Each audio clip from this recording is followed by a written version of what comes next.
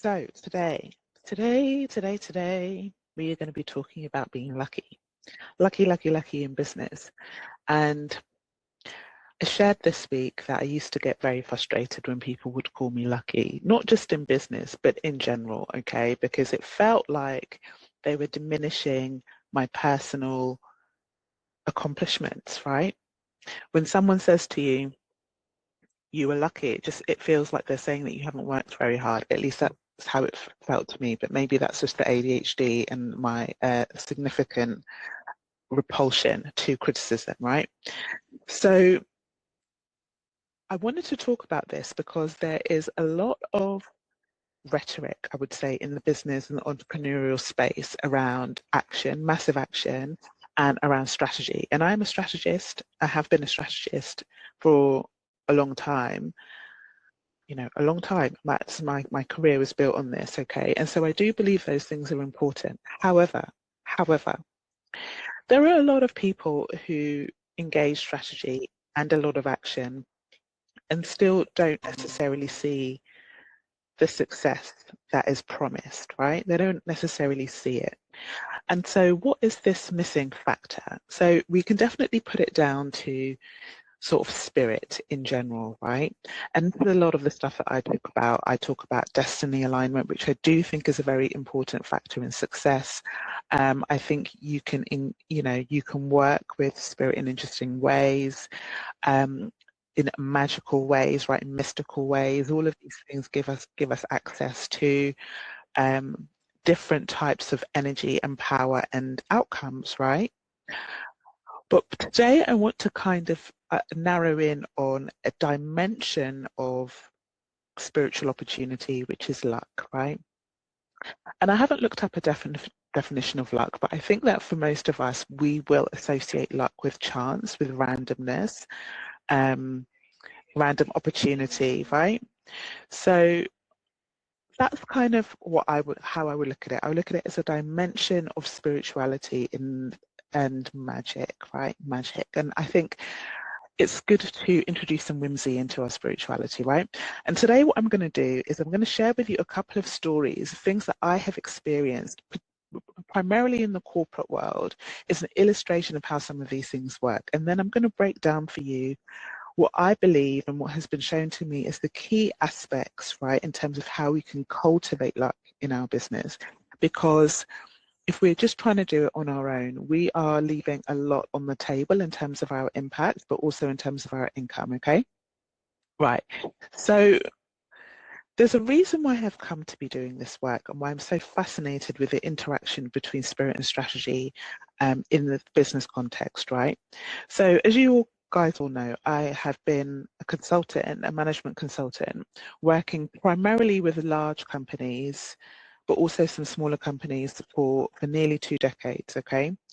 And as an aspiring career woman, right, just graduated university and being highly spiritual, I never saw my career and spirituality as two different things. I always engaged the flow when it came to my career. And the thing that I was always trying to crack was how to become this mystical rainmaker, right? The person who brings a lot of revenue into the business. Because as I joined this company, what I quickly came to understand was the people who were getting promoted were the people who were making money, right, for the organization. And so I dabbled a little bit, right, with sales. And because I come from corporate consulting, okay, there's no sort of cold pitching or anything like that. It's all relationship-based sales and expert-led sales, okay? But I wanted to learn, like, how do you close deals and how do you do all of that? I've been interested in that my whole career. So the very first experience that I had with this that turned me on to the idea of working closely with the spirit and engaging the spirit for luck, right, was the very first personal sale I ever made. And I've shared this story before, but probably not often enough, okay? Which was, I was sort of a manager, so I would say mid-career, I was a few years out of university, mid-career, okay, not senior yet. And I was on an island in the UK called Jersey. Most of you guys won't have heard of it. And we were trying to sell this software implementation to a CFO of this mining company, right? I'm probably giving too much away, but anyway, this is all part of the story. And he was interested in working with us, right? And I had had a dream and an intuitive hit, yeah, that he was going to ask us a particular question about how the software worked that most of our competitors would not be able to understand because it required a deep level of expertise. Anyway, I had this dream, and the opportunity, the piece of work was worth around £50,000, right? Anyway, so I had this dream and I prepared for this question like you would prepare for an exam, okay? Which, by the way, this has also happened to me in an exam context now that I think about it. So anyway, I got this intuitive hit he was going to ask this question. And I also knew that my boss wouldn't be able to answer this question, right? So the time comes for the pitch, right? We rock up to his office and we talk through the proposal and all of the things. And he's kind of like on the fence, not super convinced. And then he asked the question that I saw, that I had the premonition about. He asked the question, and without missing a beat, I answered the question, right? And I could see the look on his face. He was surprised I was able to answer it. We win the work, okay? We go to this really fancy restaurant to celebrate, and that experience awakens something in me in terms of the possibility. Right? And there's another dimension to this that I want to share, which is something about, which I don't talk about often, which is something about being a Black woman in a all white and all male space as well. Like the industry that I was working in was very heavily male dominated and there weren't a lot of Black folk, right? And so you've got to find your advantages and your edges where you can. So this was another reason why I was quite keen to explore the mystical aspects of my luck, right? Okay, so that was my first experience of that. Now, I keep going throughout my career, I get promoted at different times for different things, but there was one promotion that I didn't get that really, really rocked me. It was the first senior promotion, right? So it was to senior manager with a really big salary and a lot of responsibility. It's like the first management role, leadership role, okay? And I was working with a partner in the firm who was teaching me, like showing me the ropes, and she had promised me that I was going to get promoted, and I basically was her bag carrier, did everything for her, and then I didn't even get considered, right? And this is probably, I mean, that in itself was a story for another day, that entire experience. I didn't get it, and it rocked me so much. I really had to then understand, why didn't I get that opportunity? And what I discovered was this, which is something that has basically changed my whole trajectory of how I approach the world and business, right? Because even though I was a business consultant, what I hadn't appreciated was that I was working for a business who also only cared about money, right?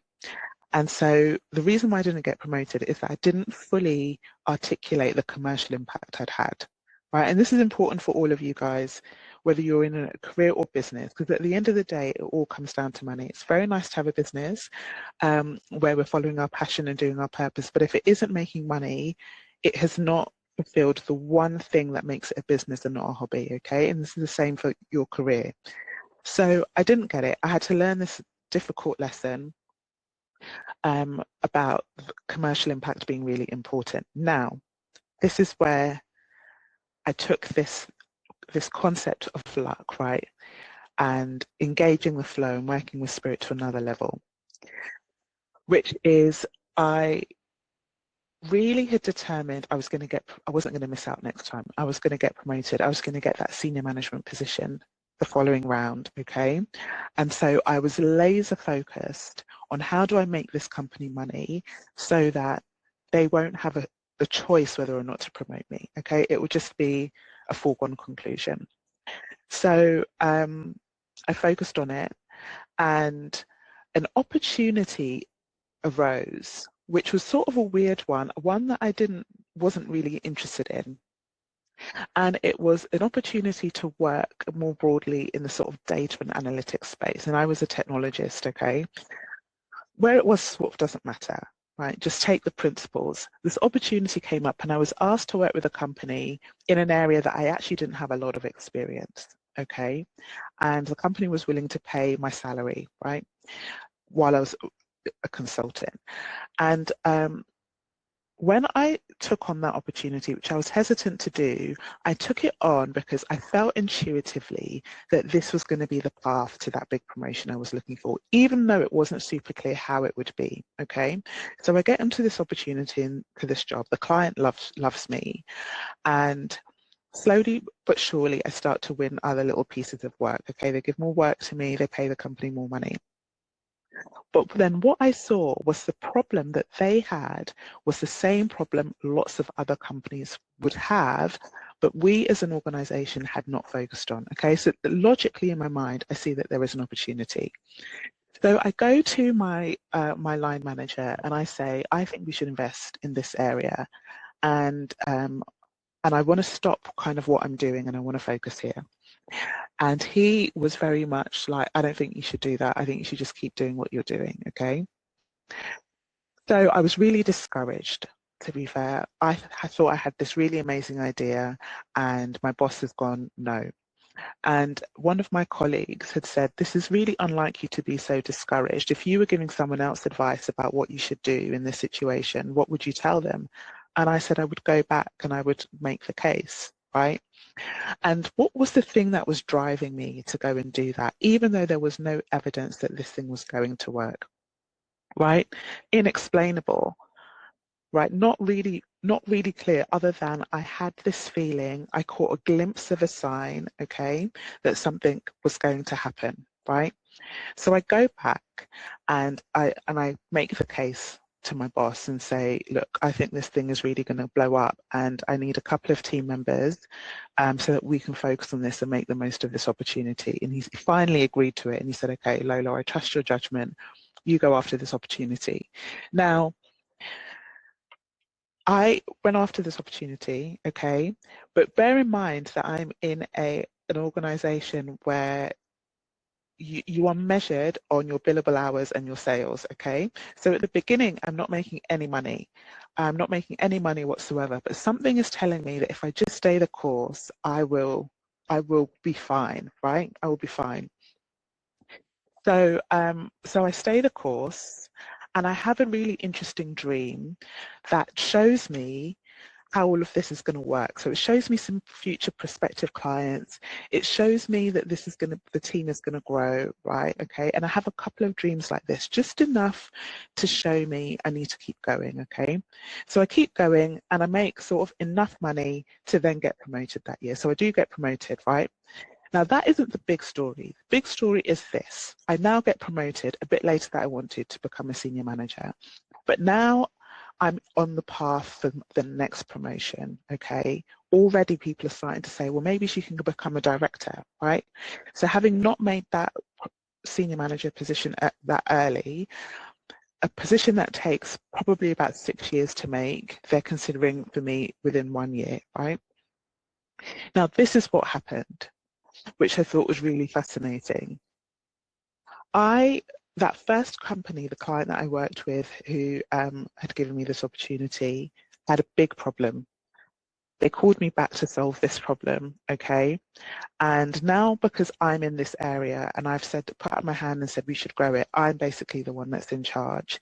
And that company ended up signing a contract with me for £3 million. £3 million. I couldn't believe it the day that it happened. I remember saying to my boss, because they didn't total the entire figure, but I projected what it would be, and it was going to be about £3 million. Right, so I got a £3 million contract. I got a £1.5 million contract. And by the end of that year, I was in the running for promotion again, right? Now, I was going against someone who was far older than me and who'd been doing something similar a lot longer than I had.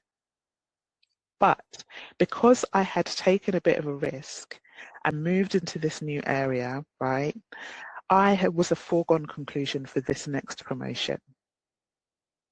And in the end, my case was so strong because I'd made all of this money for the company. I ended up leapfrogging this guy who was in front of me for the director promotion, okay? Blew up my salary, my pension, my investments, everything, right? Had a massive team, and it was really the thing that put me on the map, right, monetarily, okay? So I kind of have gone through that story quite quickly, but this is the thing that I want you to take away from it, right? Which is that it wasn't just strategy and it wasn't just working really hard that got me that result. I'd already been working really hard and I'd already been doing a lot of strategy, right? In terms of how do you work with clients, how do you sell for clients and all of this, okay? There was something extra that was putting me over the edge, okay? Whether it was dreams, it was intuition, it was taking a risk, okay? So I'm going to break down for you and pull out for you the things that I really want you to take away from that story, because not only have I seen that happen time and time again in my own career, especially when it comes to sales, I have seen it happen in my own business. I've given you guys examples before around putting out offers, getting nudges about which offers were going to land, which ones weren't going to land, okay, where I should put my energy and focus. I've seen it in my clients' businesses, okay, getting intuitive hits in terms of what they should say, how they should say it, which offer to focus on. These things are all about working with spirit in a slightly different way, okay? So let me break down the theory and the steps for you to consider if you are going to work with luck, right? So number one, you want to be vibrationally aligned to what you are asking for. And I've talked about this ad nauseum before, but that really means that the revenue number that you're calling in, the type of impact that you want to make, the type of income that you want to make, you need to be aligned to it. You don't want it to feel like it's above you or below you, okay? You want to feel ready for it. So in my story, right, those two promotions, I felt ready for, okay? I felt ready for them. And that is an expression of alignment, okay? Number two, you want to prepare yourself in advance for the outcome, right?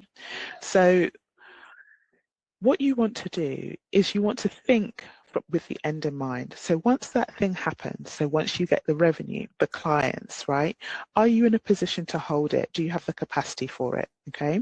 So what this looked like in my story was asking for investment ahead of time. So I asked for the 2 team members. I'm like, I'm going to need at least 2 team members. That team eventually became 100 people, okay, but it started with 2 because I knew that when we started to land some of these sales, we wouldn't be able to deliver it without people who were trained, right?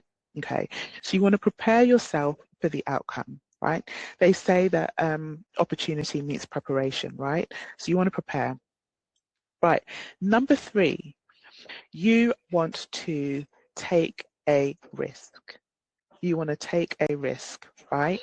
So I've taken a couple of risks like this in my career, in my business, okay, and they don't always pay off, right? But you want to take a risk because taking a risk is an expression of faith. Now, this is the whole miracle of it all, right? Which is that when you step out in risk and in faith, you are engaging a part of the universe that is unseen. Okay, strategy and action are really just dealing in the realm of what is seen and what is available. That is not going to get you to illogical results. Illogical results are results that you cannot foresee with your mind. Okay, it requires you to walk into the darkness. Okay, and that's a lot about what entrepreneurship is anyway, right? It's about walking into the darkness and feeling comfortable, knowing that you're going to be okay, because what we're talking about here is working with synchronicities. It's about being at the right place and at the right time, finding the right mentors, finding the right collaborators, right? All of this is not a product of strategy, it's a product of luck, right? Okay. So you want to take a risk and you want to act in faith. And that might cost you something sometimes, but it's still knowing that it's the right thing to do, okay? Number 4, you want to read the omens, okay? So it's one thing to take risks, but I always take calculated, educated risks that are based in my intuition, right? And I've trained my intuition over a long time to be able to recognize the signs. So if like, for example, this is something that happens very commonly in my business. When I'm about to jump to a new revenue level, I start seeing that number everywhere. And so it means that I need to prepare myself. It means I might need to do something slightly different in my business. but it's showing me the path that is going to come ahead. So being able to read the omens is so important. If I had said no to that opportunity at the beginning because it seemed odd to me and it wasn't something I normally do, and I say, oh, I don't have quite enough experience in that area, I would have completely missed it. I would have completely missed it, right? And this is the thing, once I moved away from that business and we ended up growing it to about £20 million per year, that business completely collapsed. It was no longer there. So one thing I've really been able to do is discern the difference between spiritually manifested things and mentally manifested things. Some things are manifested through logical linear means, and some things are manifested through illogical non-linear means, okay? And they operate by different rules. So you want to learn how to read the omens when spirit is talking to you in terms of what step you should take, who you should speak to, where you should go. You want to understand what's going on, okay? And then the fifth thing that you should do is you need to surrender the outcome. You need to operate in trust. Right? Because at the beginning, it's not going to necessarily look like it's working, okay? This is what it means to work with spirit. If you are doing all of the action all the time, you actually don't leave any space for spirit to work and move on your behalf. You need to do your work, then you need to hand over to spirit and say, I need you to do yours, okay? And there are some really practical ways in which I do this. So, you know, I talk about strategize and surrender. Do your work, do all of the stuff, okay? And then when you're sleeping, you say, my body is resting, spirit, you can be working, right? Or you work for part of the week and then you allow spirit to work the rest of the week. These are some things that I really do to engage the spirit of luck, okay? So I think that is pretty much what I wanted to say about that. I want you to consider luck as a key part of your business strategy, okay? The place that you're going to go to next requires more from you than just strategy and action is going to give, okay? It requires you to engage a part of your brain, spirit, and destiny that is not accessible in the physical plane, right? It's only accessible in the unseen.